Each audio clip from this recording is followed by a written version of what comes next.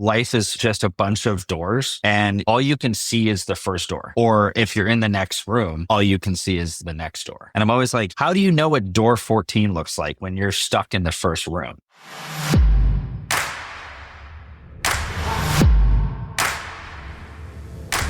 We've had so many incredible guests come on here and talk about different franchise models and ways that they franchised some service-based businesses and brick and mortars. But never before today have I had a conversation that has gone this direction. I have Ian Page on today's episode, and he's going to show us how he actually franchised his digital marketing agency, where he is literally the only W-2 employee out of over 120 people working under this umbrella. One of my favorite things about this episode is also being able to demonstrate that you don't have to know everything or have your hand in every single piece of your business, as long as you hire the right people and you leverage your time. We're going to break down exactly what Ian does for his clients and what you need to understand if you are in the e-commerce space. This conversation has so many twists and turns, so get ready to lock in and learn a ton. You're going to have so many takeaways today. Let's get right into it with Ian Page. Ian, welcome to Millionaire University. I'm so excited to have you on here today. We love talking to entrepreneurs of all types, backgrounds. It sounds like you're going to have an incredible story for us today. So thank you for jumping on and being willing to share it. Yeah, you are welcome. And I probably should have been a Millionaire University student of sorts probably 10 years ago, but it's okay. I'm here now. You know, I actually was. I'm sure people have heard me say that a lot. I started when this show, or the creators of it, started as 8-Minute Millionaire. And that was my first exposure to the fact that you could even make that kind of money with basically no background. And so I think you're going to have some similar stories and maybe a different path to get there. But, you know, here I am. Now I'm teaching and you're teaching with me. You're a master at this. And so, yeah, give us the introduction to your story. Tell us what you're doing now. Maybe tell us the after, and then we'll work backwards into how you got to where you are. Good. Yeah, let's start with present time. That's a good place to start. So I own 3 businesses. I'm in the e-commerce space. One of those businesses is called Bullseye Sellers. We are an agency that helps brands, CPG brands, which is just an acronym for people who create their own products and package them. And we help them sell on TikTok Shop, Shopify, and Amazon. So that's the main, let's call that the biggest piece of the pie. Okay. Mm-hmm. And then my second business is a flywheel off that business. And that's the hat I'm wearing today. And for the audio listeners, it's called Celico. You can't read, unfortunately, through audio. And Celico is a marketing tool for Amazon and TikTok sellers. So I kind of figured out a way to not just manage them. I created a flywheel to help other people who maybe don't want me to manage, but they want a cool tool. Okay. Mm-hmm. And I'll tell that story as well. And then my third business is totally random. I sell coffee. So but that is not that. Entrepreneurs need caffeine, right? I mean, there's the connection. Come on. And again, that's a flywheel too, because I've been helping other brands for many years. So it makes sense for me to take what I've been learning from many large brands, some of them household names, and create my own brand. Why wouldn't I? So that's where I'm at now. Yeah. You know, interestingly, I was kind of the other way around to the e-commerce space where we started our own. And people were like, how are you doing this? What are you doing? And it started as an education and then turned into more of an agency model where we were helping influencers sell their products. They already had the audience. We brought the skill set of how to actually bring a product to market and help them white label it. So it's funny. I think if you dabble in one, you're going to see the potential of the other, and you're going to eventually do a little bit of both. You know, they play right into each other. So. Yep. I'm a big believer in, I have a lot of theories. I'm a philosophical guy. I hope I don't if that's a word, over philosophize. Yep. Yeah, I was trying philosophize. But I'm a big believer in doors. I kind of have this theory like life is just a bunch of doors. And, you know, you have all you can see is the first door. Or if you're in the next room, all you can see is the next door. Mm-hmm. And people are always coming up to me, like I have this all the time where they give me a whole pitch and they're trying to basically pass out the next 16 doors. And I'm always like, how do you know what door 14 looks like when you're stuck in the first room? And they're always like, good point. So my business is literally the path of 15 doors. And all I did was open one door, saw what the room was like, and went, okay, I think I know what the next door is going to look like because of this room. Mm-hmm. So knowing what you know, but not assuming you know what you don't know. Yes. Yeah. And that's why I get a little philosophical, and I think people go over their head a little bit, but I think you get it, right? Yeah, I do. And this is actually what helps, or what holds a lot of entrepreneurs back, is that very fact that they're trying to figure out the next 15 doors. And I don't know about you, but this has become more challenging to me the longer I've been a business owner, because it's like, you know too much. You're so much more aware of all of the options. And so you have to I have to constantly force myself to pretend that I'm brand new at this because right. I will create something far too big and I don't do the next right step. I don't walk through that one door. I'm trying to literally plan out the entire framework. And I don't care how long you've been in business, you can't start something new and be in that mindset. You have to shift into what's the first simple step, the first income, the very first phase of this. Let's not try. We can have like plans and dreams and hopes and ambitions, but if you try to control it, for me, I was a lot of frustration, and the way that I made $1 million was not even like an option at the time when I started. So it never is. It never is. I mean, you hear that from a lot of famous, actors. Their story is, I went to Hollywood and I didn't even think I was going to get beyond a commercial, right?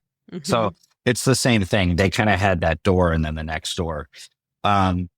So what I love about business is the fact that you can change your business and pivot your business. And if you're fast, not necessarily smart, but fast, I think speed is more important than intelligence.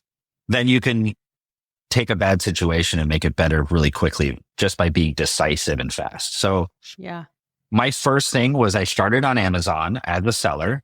That was where I started. That was door number one. Okay, I'm selling my own stuff. And it was sourced from China. I had a day job, just like everyone else in this story. It was a pretty good 6-figure day job. I was always a great salesman at my day job, but I was kind of sick of selling other people's stuff. And, if I had a really good year, maybe my income went up 10%. Cool. Wasn't that thrilling to me. Mm-hmm. So when I started selling on Amazon, that's kind of when I got that thirst of there's something to this whole e-commerce buzz. And this isn't my first business I started, but this is a significant one to this story, right? So then I got really lucky. And again, luck does play a factor. Like there is such thing as luck. And I got really lucky and someone wanted to buy that e-commerce business because I started encroaching on their market share. Fantastic. Wasn't a huge amount of money, but it was enough for a small guy to be like, cool, that's a paycheck. That's a year's worth of income. I'll take it. So I took that money and then a few of my friends started asking me advice on Amazon. Okay, door number 2, right? It's like other people want advice. Maybe I could give them advice and they would give me money. Wow, that's a crazy idea. So I started consulting. So the first iteration of Bullseye Sellers was just me literally being like, hit that button, do this, click that by myself. And that was about a year. And then I started going, maybe if I find other people that are smart. And again, I really believe you don't have to be smart. You have to be fast, because if you just kind of see the obvious and make a decision quickly, you look smart. Mm-hmm. And then I found a guy and he still works for me to this day. His name's Eric. And he was like this e-commerce wizard. I was like, Eric is a genius. So my whole story from there, 2018 to 2025, is the story of me getting out of the shackles of a 9-to-5 and building this agency and these 3 businesses out of me by myself, selling one client. I think $1,500 a month was my first retainer. And I was like, yes, that's 2 car payments, right? Yeah. And probably 3 back in 2018. I mean, probably 3 actually. Oh my God. Inflation's fried my brain. You're right. Know, it was right? 3. Yeah, it's true. So then what happened? Then, so fast forward, and I think there's a lot of nuances that would bore people, but fast forward, I now have 3 businesses, a total of 120 staff, and I have 1 employee, and that's myself. I'm the only person on a W-2. So I'm a big believer in this model. And if we want to go into that, I'm happy to talk about my unique model. If it's too nuanced, we can leave it to the imagination. It's your call. No, I love it. I think we should definitely go into it. I just want to rewind a little bit more and kind of talk about, you mentioned the first retainer being $1,500. How did it grow from there? And just kind of maybe we lead into what this has looked like to bring on the staff and what the scaling has looked like. Because in my experience, there is a lot of nuance to even selling a physical product online and then to start taking that on for other people. And it can become in and of itself a huge job. So just kind of walk us through the business model itself, how it evolved, what you did, some of those important pivots that you made, and even what you've mentioned, like you don't feel like you're the smartest one to have it all figured out, but knowing when to plug people in and knowing what you don't know to be able to keep things moving. Just kind of, take us through that a little bit. Yeah, and I do recognize I'm not an idiot. I don't want to sit here and self-abase like I'm stupid. I'm obviously an intelligent individual, but when I say smart, I really don't believe that certain book smarts are required in certain positions. Let's put it that way. Mm-hmm. Like a CEO can just be kind of gifted at people, gifted at Mm-hmm. certain things, and they can get away with a lot. And that's what I like about being CEO, because I don't have to know where all the buttons are on things. I can just find good people. Yeah. So yeah, you're right. It does kind of lead into how I got here. And it's hard to avoid that topic of, well, why do I have no employees? And somehow I built it from 100, I think 1,500 a month to we just broke 400,000 on this one business last month. Wow. Per month. So per month. So, and that's one of the businesses. I think the overall market cap for all my businesses right now is 11 million a year. So it's like really built up really nicely. Wow. Yeah. So here's what I did. What's funny is it was the one decision I never had to pivot. You know how you make decisions, you're like, that didn't work. And I've done like 7 decisions since, right? Yeah. This decision has kind of worked the whole time. And what it was, I had this idea. I was driving by a brand new fast food restaurant that opened up on our main street in Florida. And it was like a Raising Cane's, or it was one of those ones where it was like a new thing for Florida. And I was like, oh, I wonder what it would cost to open up a franchise. And I Googled it and it was like 75 grand and you have to have 2 million in the bank or something, like you have to have liquidity. And I was like, wait, what if I had a franchise model for my business?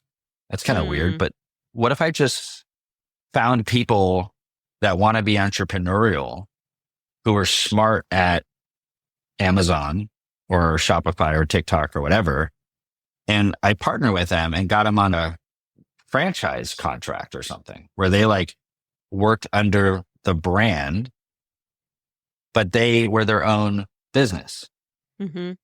That's interesting. So I couldn't get it out of my head. I was like, this is kind of a weird idea. Maybe it's a thing and I don't even know it's a thing because I dropped out of high school at 15. So I could barely even read and write. So it's like, maybe this is like a huge thing. But to this day, I've never found any agency, at least my peers, that are doing it. So it's maybe it wasn't a thing. So I told Eric, I said, hey, Eric, I'll give you 70% of the retainer. I'll keep 30. I'll bring in the business. I'll be the sales guy. Maybe I'll get insurance and get like accounts payable people and make it a real thing. But all I want you to do is just deliver the service that I sell. And he's like, I love it. 70%. And he did the math. He's like, so if I'm doing like 10 G's a month, that's $7,000 for me. And I'm like, exactly. Eric to this day is still with me and he is my largest team in Bullseye. And I'm very proud of that because he was my first guy and he's still there. Eric That's just broke crazy. $100,000 in billing 2 months ago and his team. Isn't that Wow. cool? That's amazing. And when he started with me, him and his wife were like barely getting by. And, so it's really cool to see his growth. He's still on the same deal. I'm not one to change deals. So if I make a deal with you, I keep it. Even if the deal sucked for me, I keep it. But that worked. I sold another contract. I sold another one. Before you know it, Eric had like 6. And then I was like, maybe I should find another Eric because I don't think Eric can handle all contracts on planet Earth. Mm-hmm. Like there's probably more contracts available than there are Eric. So I should probably find someone else. Now we have 6 franchises. What that means is 6 Erics. And they're managing 175 brands, billing 400,000 a month. And none of them are employees. Wow. And what's beautiful about that is I never had this high payroll. It was always, I get paid. Here's what you get. Here's what I get. Next one. I get, here's what you get. Here's what I get. So I was able to constantly be profitable from day one. Big fan of it. Our franchise model has changed a little bit with like how much we give and how much we keep because we found out we needed more money for marketing and like we got a little bit more like official and I got a lawyer now and there's more expenses, right? So yeah. Things changed a little bit, but the Eric conversation will always be the first hamburger that I sold that is still the same hamburger I'm selling today. So that's exciting. That's incredible. Yeah. Okay, I want to walk through this. It's so fascinating. We could totally talk about what the agents do for those who are really interested in selling and doing that kind of thing, maybe as, next half of the conversation. But I'm fascinated by this. for those who maybe think like you do and they're innovative and they're thinking, okay, I don't want to just sell the products. I want to kind of have this umbrella. So the things have shifted a little bit, but even as you brought Eric on and you had these contracts, you had done all the work to acquire the clients, market, sell, things like that, right? And you said like the ratios have changed a bit to compensate for that more. Those different franchises, those different teams that you have, are they doing any of their own marketing and client, acquisition? And do they get paid differently if they bring people in, or is it still like you're getting that chunk? Just kind of break down the little nitty gritty for me. It's a good question. I was almost thinking of creating a school on subcontractors, but I want to get to a certain level of million before I put it together because I think that'd be more enticing. So the way we do it is if they bring their own person and we do nothing, like my sales guy literally only sends a contract because I have a sales team, they get 90%. Okay. I'm just getting 10% for billing and insurance at that point. So when I did that deal, it was really good because people started bringing in people and I'm like, these clients could not be on our email list. They can't be our clients. If they even know what Bullseye is, I get suspicious of it because I feel like the goodwill of Bullseye is what created that. Yeah. But we kind of have a formula for it. And then there's an 80%, 80-20 if we have to help close it. So they make the intro, we help close it, 80-20. And then we are different on the 70-30 for the new guys coming in, but the 70-30 is still in place for some of the older teams that have been around longer. So that's how we do it. Awesome. So there's still incentive there. You're not having to bring everybody in, but you're still able, for them, they're able to leverage those systems that you have in place and not have to go kind of build a separate business, if you will. It can still operate under that umbrella and those things that you guys have baked in. And then with each organization, like each franchise, what does it look like for them to bring on new team members? Because you said you have like over 100 different people that are all, 120 that are all contracted. So does like with Eric, just kind of break down how that started to go from there as he started to grow, because he probably ran into what you did. Like, I need more of these. Yeah. He did. And he also imploded a couple times and then he built it back up because that's life, right? You don't know what you don't know. And I want to clarify something about giving these guys freedom, like that 90-10 thing is 10% of our clients are on that. 90% are from Bullseye. So I'm a big believer in giving freedom because if you give more freedom, they end up coming closer to you. And the more freedom we gave them, the more like we also tell them you don't have to be exclusive because I'll probably end up buying your contracts when I exit anyway. You see what I'm saying? Yeah. So the more I told them, do what you want on this other stuff, the more they didn't, which is funny. The more they were like, no, we're very happy here. The water's warm. And we bring in 15 to 20 contracts a month.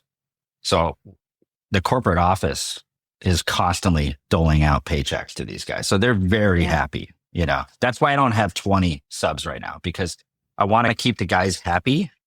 And then when they get a little bit full, I'll add one. But I won't go around signing franchises when I know these guys have more capacity. So I keep an eye on their happiness level and how much they can handle.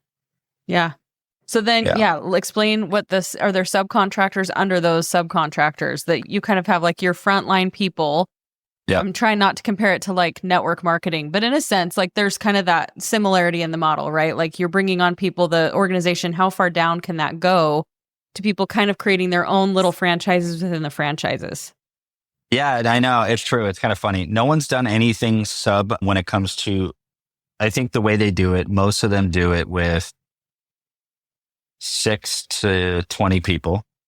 That's kind of the range right now I'm seeing. 20 is closer to the bigger teams. And most of their people are split into overseas for basic data analytics, middle of the night kind of stuff. You know what I mean? Those guys can be 1,800 a month, Philippines, Indonesia, Argentina. That's fine. That's perfect work for that level. And then they'll usually have a couple mid guys below them that are in the US. So you'll have Eric at the top and then Eric's wife. So they're kind of a team. So Eric's wife is like an Eric, but she's Amazon and he's TikTok, which is smart. They did that themselves. And then below them, they'll have a couple people who are like mini Eric Isabels below them that are like 9 to 5 in the US, well paid, maybe for like 5,000-6,000 a month.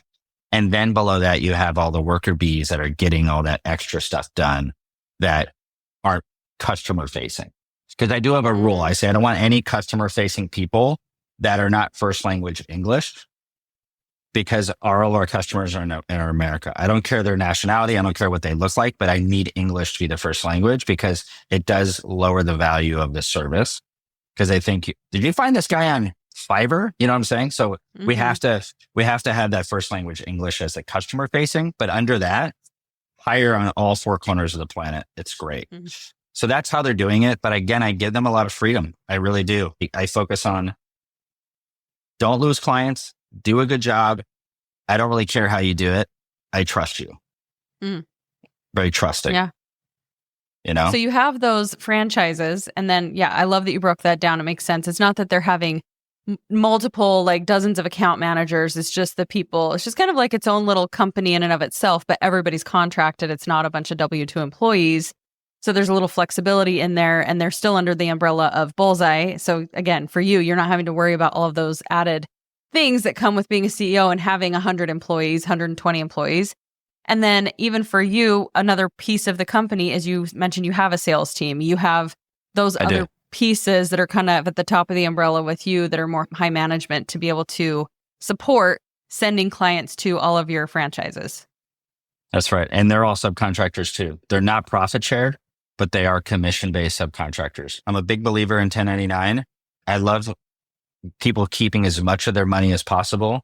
I'm not a huge fan of paying overly too much money to payroll tax. I just don't think it's useful. So everybody, there's rules. Like I can't tell them what hours to work, and I can't tell them they have to come into an office. And I'm aware of that, but it's really nice because they're all free to work from home. So all 120 people, including my sales staff, my office manager who keeps everything together. She's incredible. My accounting people, all of them are remote and all of them are 1099. That's amazing. And then they all just get to manage their own stuff, and they're treating their own thing like that's their own business. They can take advantage of all the benefits of that. I mean, anybody listening knows, like there are so many tax advantages that it's just playing such a different ballgame when you're not on the employee track and you're able to manage money a little bit differently. And so in my opinion, everybody wins. Like you said, there's probably some pitfalls if you wanted to have a certain structure where people have employee expectations, but in the type of business that you're running, it's literally an entire ecosystem of entrepreneurs, including your clients. These are people who don't want the standard way to make money in the first place. So I think what you've done is absolutely brilliant. And I have seen this start to evolve a little bit more. I have a friend who's in like the travel world, and, you know, take the time to set up that umbrella for people that creates the safety with the insurance and some of even like the lead generation. And then because you did that, there's so many people who don't want to do that. They want to make money doing their thing from home, but they don't want to do the selling. They don't want to do the marketing. They don't want to have to create a brand. They don't want to have to be forward facing and go on social media and sell their services. So tell me what it looks like for Bullseye for you guys from a marketing perspective as you're selling this. Like, I mean, that's a loaded question, but just kind of tell me how you've been able to go from that first client and what's brought the repeats or like been able to grow it as big as it is. Because you said, how many contracts do you have to get to that? Now it's 171 contracts. That's crazy. Billed each month. And I like that none of my contracts are like 20% of my income, by the way. Like that would scare the crap out of me. And our prices are amazing. Like we have really great prices. I think it's because we're not bloated. We don't have the office kitchen with the beer tap and the pool table. You know, we don't have all those exciting things. And it actually allows us to be leaner and meaner and actually offer better service for a better price. So your question was, I forgot already. Just kind of how you've rolled that. Like what does the marketing look like as you've grown this? Oh, the marketing. Yeah. Thank you. So I learned early on referrals is everything, right? Referrals is like a whole different level of a lead. A referral lead is like an 80% close rate versus a lead coming from meta ads is probably 15%. So there was a point where I was like, God, I can't keep building this business on referrals without some sort of like structured referral program. I can't just wait by the phone for someone to say how great we are. So what we did was we created an affiliate program, a little different than referral, It's an affiliate. So it's a contracted person in the space that's an opinion leader. Maybe they're a YouTuber in the space. They're e-commerce expert, typically someone that people listen to in e-commerce. We have also a couple who are brand owners, because big brands, the guys who own those, or the CMOs or someone at a high level, they are trusted by everyone on their recommendations, right? So right now, I don't know exactly how many affiliates we have contracted, but we have enough to keep us fed. And we give the affiliates commission when they bring people in. And it's been a lot cheaper. The cost of acquisition to have affiliates has been a lot cheaper. And I'm a big believer in it. Alex Hormozy is someone that I listen to and I follow greatly. And, he really inspired me on this. Like, go out and find people who are going to sell your product, who are your perfect avatar, and arm them with the ability to make money selling your product by doing what they already do. They don't have to change what they do to sell your product. Yeah. And it's been fantastic. We did the trade show circuit. Like, I have 2 trade shows this month and we do those things, but those are a little less exceptional. Those are a little more like normal cookie cutter, and we do get leads and they're great. But our affiliate program is what I think has really been next level for us. It's so powerful to know as well, like what the cost of acquisition is when you look at something like Meta ads. And when you say, I think for most businesses, this would be true, that paying a commission to somebody who's an affiliate is still in the long run going to be so much cheaper. Even if you look at it at just the numbers and you're like, oh, but I'm paying like $1,000 to get this client. The amount of money you have to spend just to hope that you're going to get a client that comes in through ads, and the amount of time that you have to warm someone up versus someone coming in from a highly recommended opinion is so That's powerful. Right. So I think anybody listening, no matter the business model you have, do not sleep on affiliates. There's so many different ways to incorporate that, no matter the business model. And you want, like you said, you want to have those people that are already there. They don't have to change anything about their messaging. They don't have to pivot or have this other strange thing they're talking about. It just naturally flows into what they're doing. And it flows. Yeah. Those are the best affiliates. It's not like some kid that does like YouTube, food reviews saying, go to Bullseye. These are people who are literally like e-commerce opinion leaders. And if 30-second pitch on Bullseye can be huge, right? So that's how I built that up. And I got to say, one thing I'm a big believer in as well, just to go back to being philosophical, is if I make everyone around me rich, I will be rich. There's no reason to focus on my pockets ever. And I've done that with all my team leads. I check in with them every month. How much are you making? Are you putting money away? Are you making more than you used to make? I check in with them because it's a franchise. I want to know, are you guys making a lot of money? Do you want to stay as a franchise? So I do health checks. And then with my affiliates, I check my affiliate commissions every month. How much money is he making? How much is she making? Good. That's healthy. That's good. So I just am a big believer that I will get mine if everyone else gets theirs. Yeah. And my clients, they're the number one. If I make them money, obviously I'm going to make money because the case studies are there and the successes and the referrals, etc. Yeah. Well, that's a good segue too into what you guys actually do. Because I think unless people, I don't know, we introduced it too much. Like it should be obvious. You started selling e-commerce and then you started helping other people sell e-commerce. And so before we jump into that, are any of your contracts also affiliates? Like people who are already working with you guys, can they receive that affiliate commission as they share that with their friends and kind of have that more referral base? Yes. And it's funny because the contracts we have that are affiliates were affiliates first. So they were just guys who were like seeing what we were doing and were like, oh, I want to make some money. And then they actually signed up themselves, which is actually even cooler than they were biased because they were users. They ended up joining the club with their referred partners, right? So not a huge amount though. We also do affiliates with YouTube channels and stuff like that. So it's a little different because they're more like content creators in the space. Yep. It's such a beautiful system. I'll just say again, like the affiliate system, when you really look at it, I have a lot of friends in both circles, people who own physical product businesses, a lot of influencer friends. And it just dawned on me one day, this is seriously the coolest thing, that you do not have to have both skill sets. If you do not want to make content and you don't want to have this big visible brand, leverage affiliates. If you want to be an influencer, you want to talk about everything you love, you can make so much money. I see both parties making tremendous amounts of money, and it's such a cool like partnership and win for everyone. So let's talk about what you guys do for your clients and what they are out there doing in their businesses, because you mentioned Amazon, TikTok. So do you cover all the platforms when it comes to these e-commerce sellers? And to be clear, we're talking about they have their own physical products. These are not people who are like TikTok shop affiliates. They have TikTok stores. They have Amazon storefronts. Yeah. Tell us a little bit about that side of the business. And we focus on private labels. So our clients are not, doing triage by buying wholesale, none of that, because I can't really add a lot of value with that stuff. So our clients are typically between 1 and 50 million a year. I know it's a big range, but that's the range we have. And they created their own product line, a lot of it out of passion, some of it out of just stumbled on it. And they got to the point where they just couldn't manage all the day-to-day on a marketplace. That's usually where we come in. So for TikTok, it's an easy sell because we're the fastest growing TikTok agency in the United States. Like I confirmed that with TikTok. So it's kind of cool. Yeah. Congratulations. And so we're growing at a rapid rate, which means we're getting a lot of access to TikTok and we're getting a lot of help, and we can do things as an agency that a single client can't do. So it makes it very easy for them to sign on. Like we have much better support. I can message someone if I have a problem that no one could ever get a hold of. And that is a big value add. Yeah. So that's the kind of stuff we do on the TikTok, is the fact that we can navigate it and we actually have a lot better access. And because we've aggregated a lot of revenue under our name.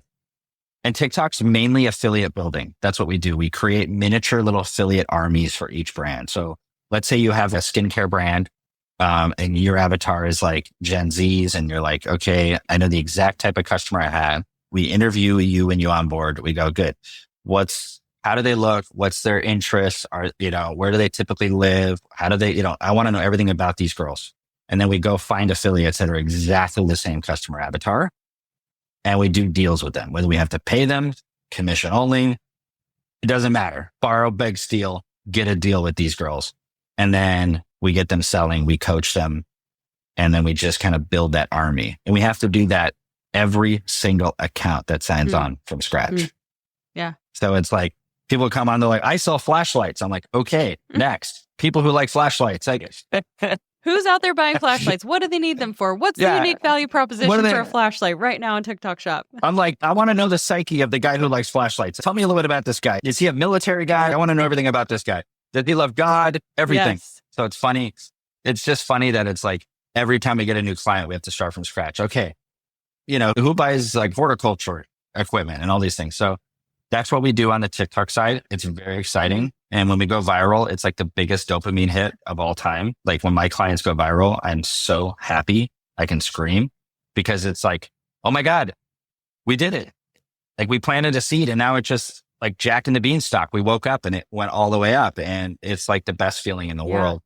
Amazon's not like that. Not quite the dopamine. Amazon's a lot more just, okay, bidding on keywords and optimizing a listing and A/B testing, and okay, we're up 8%. Yay. That's more Amazon. Yeah. And we're good at that too. Which do you prefer? And do you feel like you would ever go the direction of only working on one over the other? Do you think you'll keep both platforms? And are there any others besides those two that you help on the agency with? Shopify. Okay, yeah, that's right. You mentioned Shopify. Yeah, we do a lot with Shopify. Okay. Yeah. And Shopify is like a beast in itself. Just because someone's like, I want to build a Shopify store. It's like, great. You have to sign up for Klaviyo. You got to sign up for Meta business. You got to sign up for TikTok business. You got to get a Google account, and you got to, so it's like not that simple where like TikTok, it's like all done on one thing. I would say I'm a big TikTok fan right now. It's the shiny new object. And it's here to stay. So that's good news. It is. It's here to stay. It's here to stay. Amazon didn't buy it. That was my biggest fear. I was like, oh, you know what? If Amazon buys it, they're going to ruin it. Thank you. Thank you. They're going to destroy it. So TikTok's my favorite. I'm on TikTok, looking at TikTok, checking TikTok, talking about TikTok 80% of the day. It's like that Mean Girls quote. If I wasn't talking about Regina, I hope somebody would bring her up so I could talk more about it. That's like the TikTok world that you live in. It's your whole eat, sleep, breathe. TikTok is my Regina. Yeah. It's also because our business dev is really TikTok heavy right now. Everyone's coming in because they don't know what they're doing. And the fact that they don't know what they're doing is such an opportunity for my business. Amazon is a lot more seasoned and people have in-house teams and it's a lot more of a hard sell. So, and on this business, Celico, the other business, we have our products launch SaaS program. So a lot of people just use it when they're launching new products. It's a DIY, create a campaign, let it run kind of thing.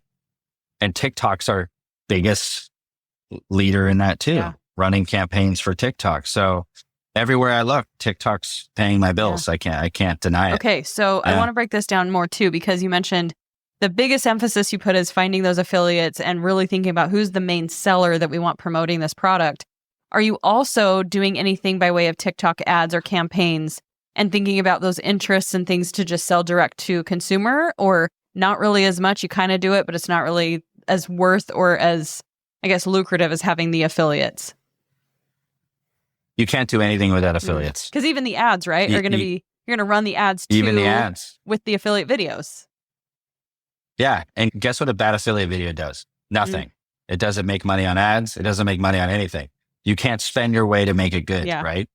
So the key is get really good content that produces on its own. And that's the content you run ads on. You prove it in the world. You let it go out and see if it can kill, right? And if that video kills, that's going to be your next ad for the next 3 or 4 months. And you can just pump money into it. So ads are really not a thing. It's like, it's only a thing when you have a good video and all the work is in getting the good video and then you just throw it in the ad and put money on it. It's that simple. And you mentioned you'll kind of coach your affiliates a little bit too. Is it mostly on product knowledge and making sure that they have the best success rate? And I'm fascinated by this as somebody who is a TikTok Shop affiliate. And I just want to say, sidebar here. Oh, you are? I love it. It's so fun. I haven't made thousands and thousands of dollars, but I have a hard time with niching down. I want to talk about all the things, but I've done really well in the book niche, like talking about personal development books and business books. That has done really well. But yeah, I just wanted to kind of sidebar this where I see in my little algorithm how much money affiliates are making. And I've always had the thought, I've been in e-commerce before. I've sold products.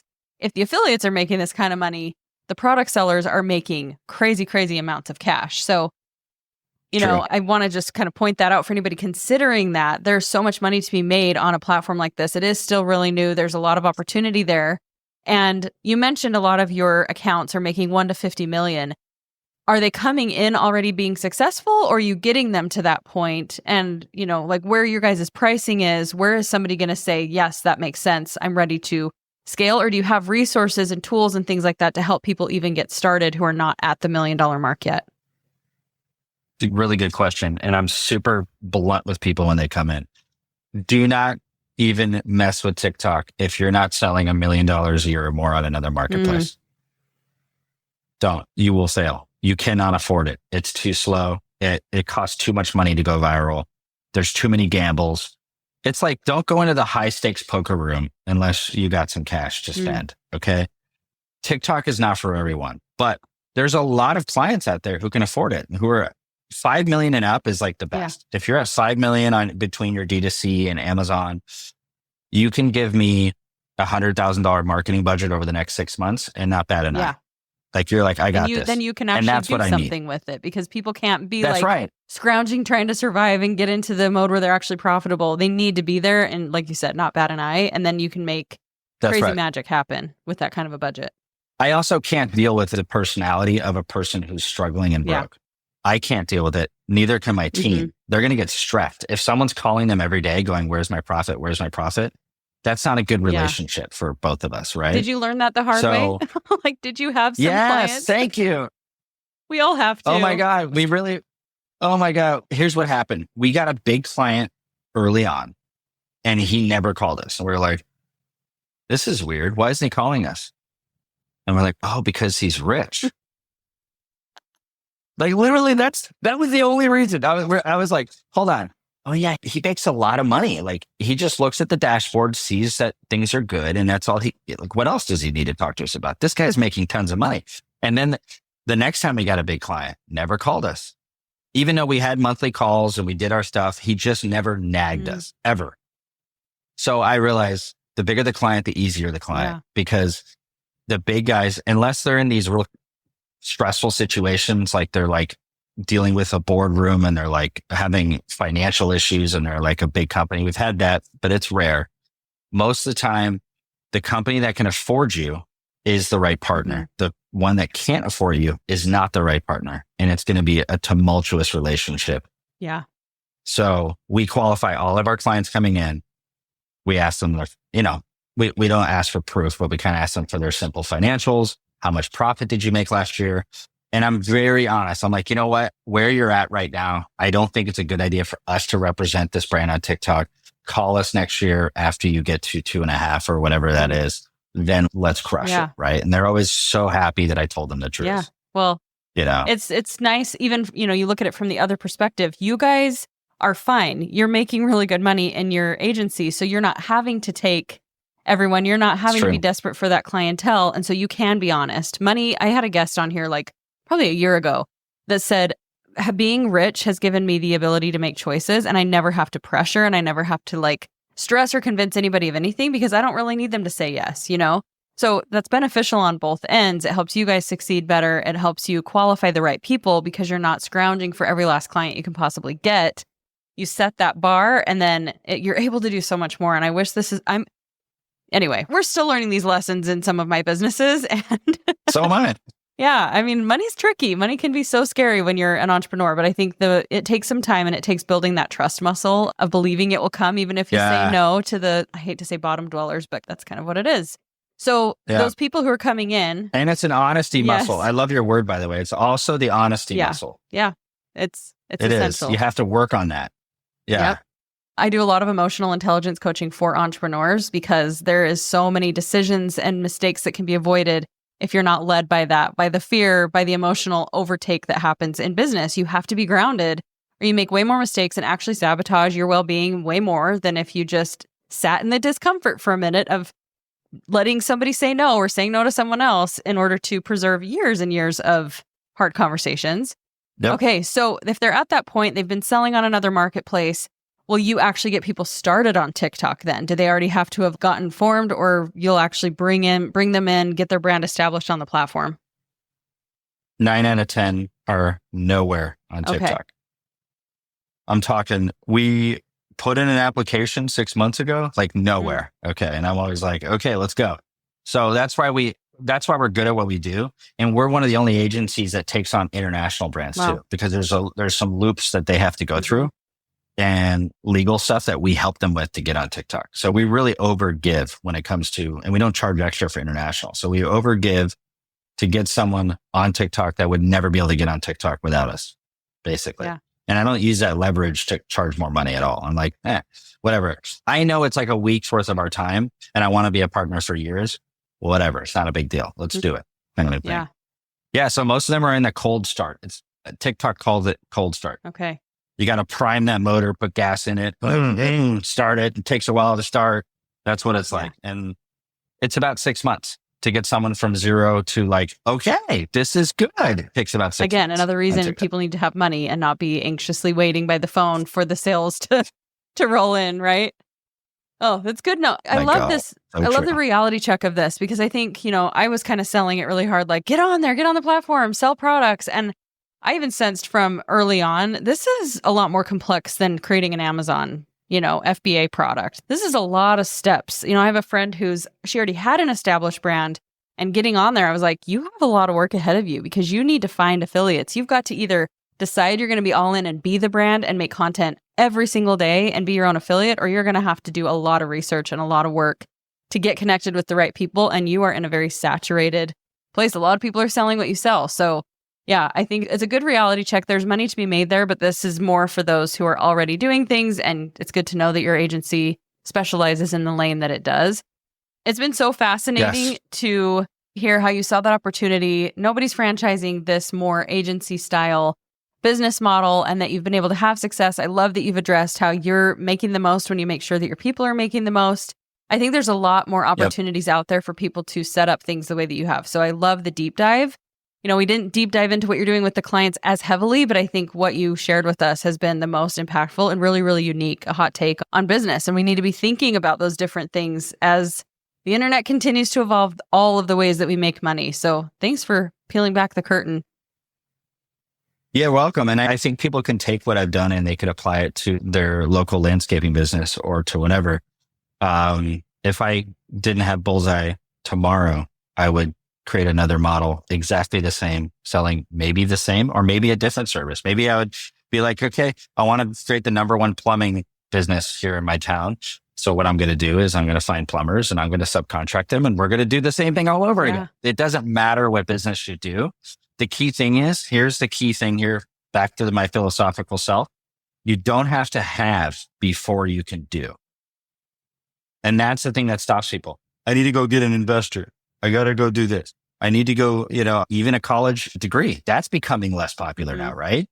You just don't have to have these things before you can do. Yeah. I've never had anything. I never had any money. My parents borrowed money from me. I did not come from a rich family at all. Left school at 15. Didn't even finish ninth grade. Made a lot of stupid decisions when I was young. But the best decision I ever made was never thinking I needed something or someone for me to succeed. Yeah. Ever. So that's my philosophical take to close out here. I love it. And I just want to connect a couple dots here of what you just said too. I think we hear the word partnership or we think, that's scary. That means we need someone else. But what you've just done, we explained that symbiotic relationship between an affiliate and somebody who has a product. You did the same thing, just at a different kind of scale. Yeah. Let's bring in people who have this product knowledge. Let's find the way that we can marry these two skill sets and it's going to be a win for everyone. So yeah, just looking at it, different perspective can make all the difference. Thank you so much, Ian, for everything that you've shared, for the perspective shift that you've given us. It's been so fun to chat with you and hear about your road to success. It's really inspiring. Nice to chat with you too, Kristen. Thank you so much to Ian and our show sponsors for today's episode. That was such a fabulous masterclass in seeing another way that you can utilize the franchise model in a service-based business like this one. It was so fun to just get into the nitty-gritty, understand the numbers, how you would build out something like this. And to all of you guys listening, Ian said that he is so happy to share any templates that you are in need of if you want to follow in those footsteps. Just simply reach out to him. We will link all of his contact information in the show notes. Again, thank you so much for tuning in, and until next time, class dismissed.